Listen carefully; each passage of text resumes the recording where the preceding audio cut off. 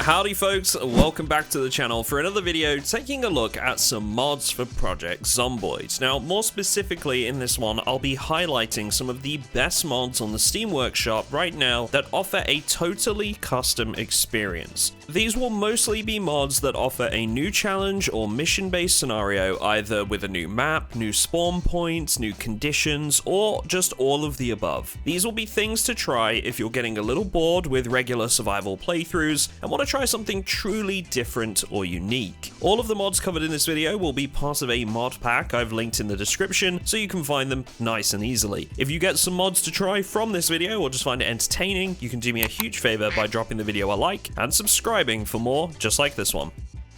Okay, let's kick this one off with what I think could be possibly the strongest entry of the bunch. This is Operation Eclipse, which was actually only released on November 22nd this year. Now, Braven, the creator of this mod, is a pretty well-known modder in the Project Zomboid community, and it's fair to say that they've got some great work behind them. Operation Eclipse is no exception to that rule, and whilst it doesn't add a new map like some of the other mods I'll visit in this video, it does add two friendly NPCs that will fight at your side to the best of their ability. This uses a framework developed by the same modder that's designed to be highly customizable for those wanting to create their own NPCs for scenarios or events of their own. Your mission in this one is to retrieve a suitcase of evidence from Rosewood Prison, which spawns in any room of the building at random before returning to the drop-off point. If you visited Rosewood Prison before, you'll know how challenging of a mission this is going to be. Thankfully, your character will start off as a well-trained operative with tactical gear, weapons, and plenty of ammunition to hand, so you'll have a fighting chance at success. Currently, the mod is single player only, but Braven has said on the workshop page that he wants to add co-op in a future update.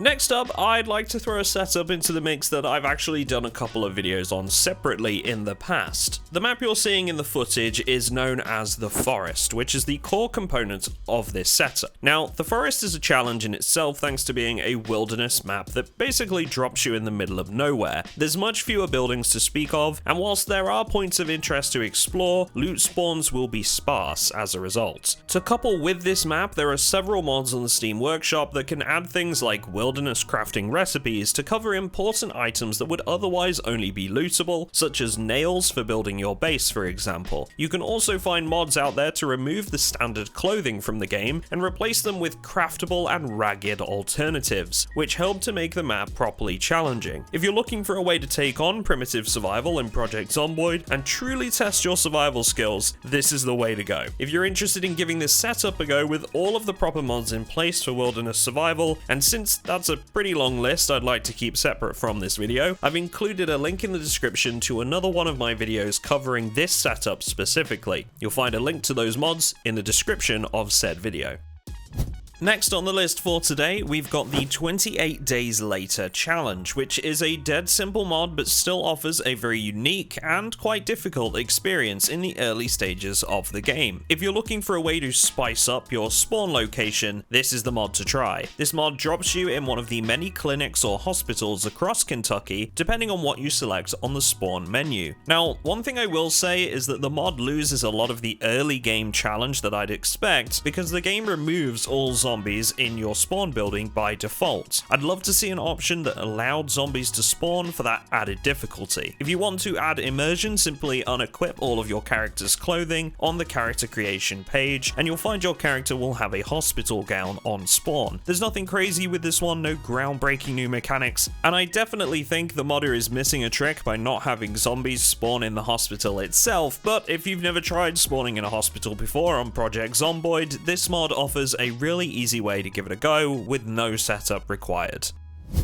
Okay, this next one is a fan favorite from all the way back in May of 2021, and I've had a blast with this one since I got Project Zomboid 2, so I absolutely had to put this in this video. This is Facility 7. Now, this map is christened as a demo by the modder, but honestly, I'm not sure that's fair to their work since there's a ton that's gone into this one. So obviously there's a custom map with this one to start things off, dropping you into a highly classified facility that has been overwhelmed by the undead. Not only that though, the mod offers multiple ways to play with different starting conditions and objectives. For example, you can become a test subject and try to find your way out of your test tube and then the facility with only what you can find to help you. Or you can try to tackle the facility as an insurgent and radio back to command for new objectives as you go. As a cherry on top, the mod brings in 5 different loadouts for the insurgents with various starting weaponry, 7 new positive traits, and 6 new negative traits to choose from.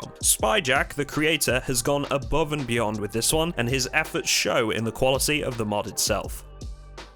So the next mod I want to talk about in this video is actually something that, once upon a time, was part of the vanilla experience. You're probably already aware that when setting up your game, there's some scenarios designed by the developers built to be different kinds of challenges. This includes things like King's Mouth, House in the Woods, and Winter is Coming. All of these offer a completely unique scenario that, if you haven't tried them, are well worth a go for some short-term enjoyment and variety. Now, with all that said, there once was a scenario called Opening Hours that was cut from the game due to poor performance. Now, thanks to Authentic Peach, that scenario is available again with the return of Opening Hours Challenge mod. This has been around for so long that I think many players that are new to the community or have just joined after Build 41 might not even know that this exists. Now, you will get some performance issues, especially on lower end rigs, because there's just a ton of zombies in this one, and that's kind of the point of the scenario. Like I said, the performance was why it was cut from the game in the end, so keep that in mind if you want to give this one a try, but considering it was part of the game's history, it's worth trying just so you can get that experience that you might have missed out on. Now, if you're looking for a mod that adds a long-term goal or objective to a regular Project Zomboid playthrough, then this next one could be for you.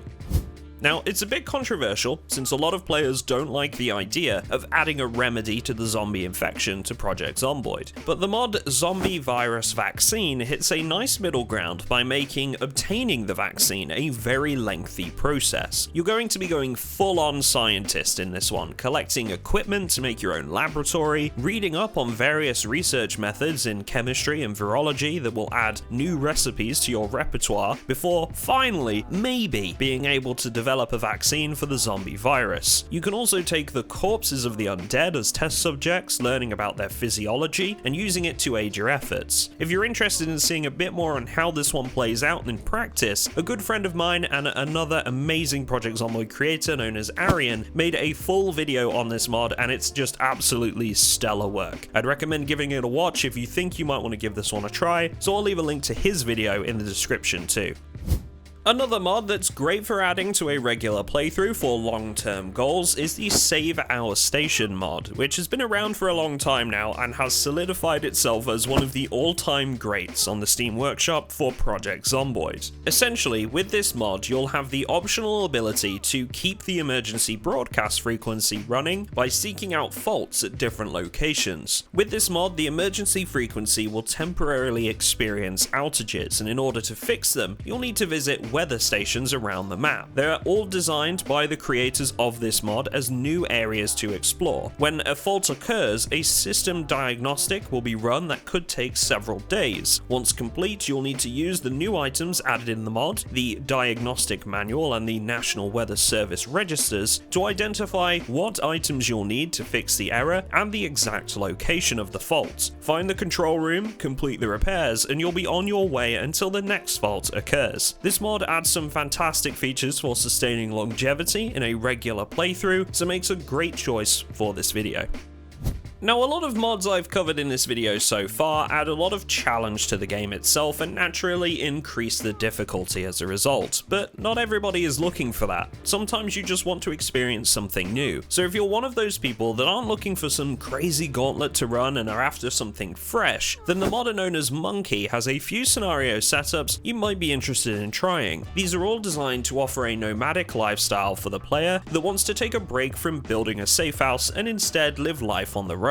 Whether you want to do so as a biker or live out of an RV, Monkey's scenarios should have you covered, whatever your preference. These setups usually come as a trait on the character selection screen with a point cost, as well as another optional addition to bring some camping supplies along with you. Again, there's no crazy difficulty bump with these, but they work fantastic if you're after a traveling lifestyle in your favorite vehicles.